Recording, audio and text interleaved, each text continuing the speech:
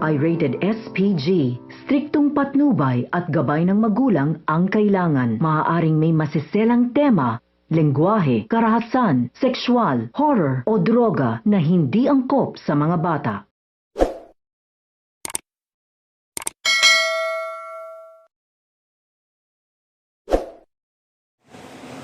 Narito ang mga kaganapan na ating aabangan sa Born to Shine. So hayun na nga guys, nagulat nga itong Nixie at si Chika Nini sa pagdating ni Jenny at ni Miss Bana. Magsosolo nga itong si Jenny. Mapapanood naman ng Yumi ang interview kay Jenny at si Mega naman ay parang hindi nga natuwa sa nangyayari. Dahil ang gusto niya ay pabagsakin itong si Jenny.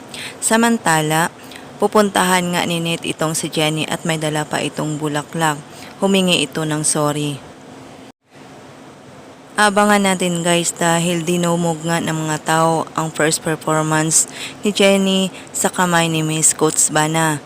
At yun na nga, natatabunan na nga ang Yumi dahil marami nga ang kumukuha kay Jenny. Sabay-sabay po nating panoorin ang pagsikat ni Jenny Sikat. Lahat ng yan dito lang sa Born to Shine.